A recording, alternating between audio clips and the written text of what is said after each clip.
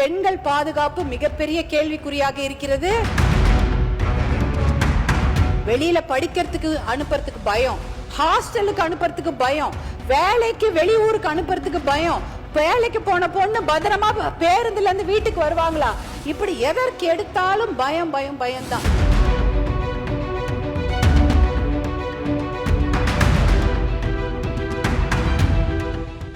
மாண்புமிகு பேரவைத் தலைவர் அவர்களே, எனக்கு ஒரு ஆசை.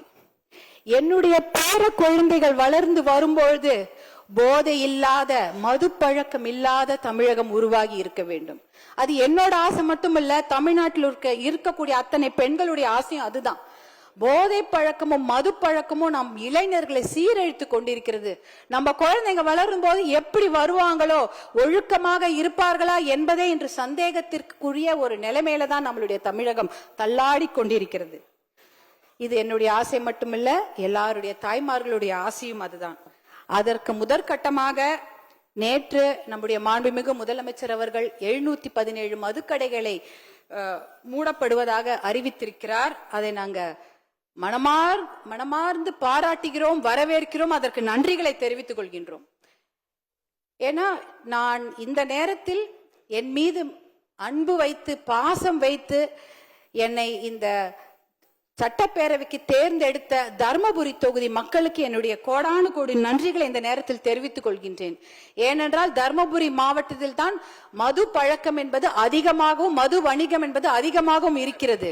பர் கேபிட்டா கன்சம்ஷன் என்பது தர்மபுரி மாவட்டத்தில் அதிகமாக உள்ளது. Per capita consumption of alcohol, அதாவது மது பழக்கம், தனி மனிதருடைய மது பழக்கம் அதிகமாக இருக்கும் மாவட்டம் எது என்றால் அது தர்மபுரி மாவட்டம்.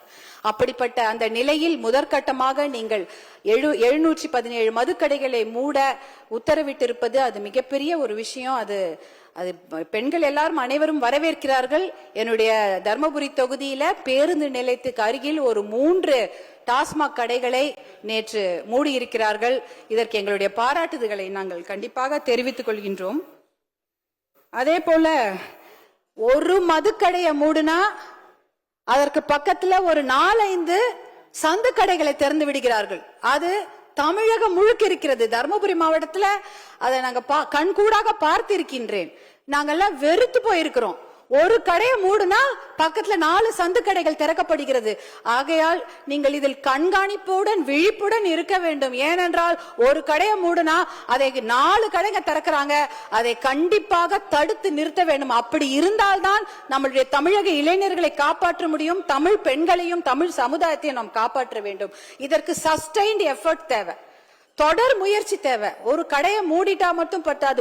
மது ஒழிப்புன்றது மிகப்பெரிய சப்ஜெக்ட், அதுக்கு எவ்வளவு நேரம் வேணா பேசலாம். ஆனா அந்த ஒரு கடையை மூடுனா இன்னொரு கடை திறக்காம பார்த்து கொள்ள வேண்டும். அதற்கு விழிப்புடன் தொடர் முயற்சி தேவைப்படுகிறது. அதையும் நாங்க இந்த வேண்டுகோளாக இப்ப சொல்கின்றோம். அடுத்ததாக பாத்தீங்கன்னா, என்னை போன்ற பெண்கள் படிப்பதற்கும் கல்லூரிக்கு போவதற்கும் வேலைக்கு போவதற்கும் இது போல சட்டமன்றத்தில் பேசுவதற்கும் ஏன் ஓட்டுரிமை பெறுவதற்கு கூட எத்தனை நூற்றாண்டுகள் ஆகிவிட்டது. எத்தனையோ நூற்றாண்டுகள் அந்த மாதிரி பெண்கள் வெளியே வர முடியாத ஒரு நிலைமை. ஆனா இன்னைக்கு அதையெல்லாம் மீறி பெண்கள் வந்து சாதித்திருக்கிறார்கள். படிக்கிறாங்க, கல்லூரிக்கு போறாங்க, வேலைக்கு போறாங்க. இப்படி மாமன்றத்தில் வந்து பேசக்கூடிய அத்தனை விஷயங்களும் நடந்து கொண்டிருக்கிறது. ஆனால் இந்த போதை பழக்கம், மது பழக்கம் இருக்கும் போது எந்த பெண்களுக்கும் பாதுகாப்பில்லாத ஒரு நிலைமை. டாஸ்மாக் கடையை தாண்டும் போது ஒரு பெண்ணும் தலை குனிந்துதான் போவாங்க. ஏன் தெரியுங்களா? அந்த பக்கத்துல தலை நிமிந்து பார்த்தா யாராவது ஐ கான்டாக்ட் வந்துருச்சுன்னா என்ன மாதிரி விமர்சனங்களை தாங்க வேண்டுமோ, எப்படி கேலி பண்ணுவாங்களோ, யாராவது தப்பா சொல்லுவாங்களோ, பேசுவாங்களோன்னு பயந்து கொண்டு தலை குனிந்து போய் கொண்டிருப்பார்கள். இந்த பக்கம் அந்த பக்கம் பார்க்கவே மாட்டாங்க, அப்படியே போவாங்க. ஏன் இந்த நிலைமை? ஒரு வீட்டுல இருந்து வெளியில வரத்துக்கே எங்களுக்கு இவ்வளவு நாள் ஆச்சு. திருப்பி எங்களை கொண்டு போய் வீட்டிலே உட்கார வைக்கிற அந்த நிலைமையை கொண்டு வந்தது இந்த போதை பழக்கம் தான், மது பழக்கம் தான்.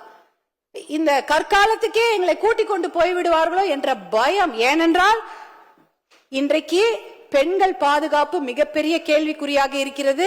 வெளியில படிக்கிறதுக்கு அனுப்புறதுக்கு பயம், ஹாஸ்டலுக்கு அனுப்புறதுக்கு பயம், வேலைக்கு வெளியூருக்கு அனுப்புறதுக்கு பயம், வேலைக்கு போன பொண்ணு பத்திரமா பேருந்துல இருந்து வீட்டுக்கு வருவாங்களா?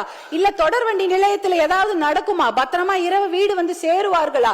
இப்படி எதற்கு எடுத்தாலும் பயம் பயம் பயம்தான். ஏன்னா அந்த அளவுக்கு போதை பழக்கம், மது பழக்கம், அந்த இதனால் பெண்கள் பாதுகாப்பு மிகப்பெரிய அச்சுறுத்தலுக்கு ஆளாகி இருக்கிறது. இதை தடுப்பதற்காக சிங்கப்பெண் என்ற ஒரு தனி பிரிவை முதலமைச்சர் அவர்கள், மாண்புமிகு முதலமைச்சர் அவர்கள் ஏற்படுத்தி இருப்பதற்கு எங்களுடைய மனமார்ந்த நன்றியை தெரிவித்துக் கொள்கின்றோம். அதே சமயம் ஒரு ஆக்கப்பூர்வமான ஒரு சஜஷன் தான், இந்த துறையை தனியாக ஏற்படுத்தி அதற்கு ஒரு டிஜிபி அவர்களை போட்டு நீங்க அவர் கீழே ஒரு பெரிய குழுவை அமைத்தீர்கள் என்றால் அது விமன் சேஃப்டிக்கு மட்டுமல்ல, விமன் எம்பவர்மெண்ட்டுக்கும் ஒரு மிகப்பெரிய ஒரு நடவடிக்கையாக அமையும் என்பதை இந்த நேரத்தில் நான் உங்களுக்கு வேண்டுகோளாக வைக்க விரும்புகின்றேன். பாட்டி வீட்டுக்கு பத்திரமா போயிட்டு வரணும் குழந்தைங்க, அதுதான்.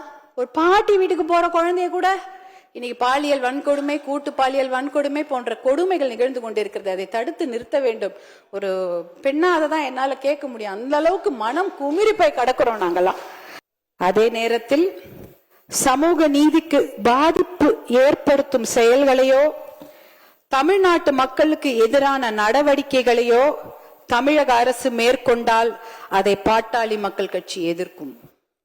அந்த அடிப்படையில் தமிழ்நாட்டின் முன்னேற்றத்தையும் தமிழக மக்களின் நலனையும் கருத்தில் கொண்டு மாண்புமிகு முதலமைச்சர் விஜய் அவர்கள் தலைமையிலான அரசின் மீது நம்பிக்கை கோரும் தீர்மானத்தின் மீதான வாக்கெடுப்பில் பாட்டாளி மக்கள் கட்சி விலகி இருக்க விரும்புகிறது.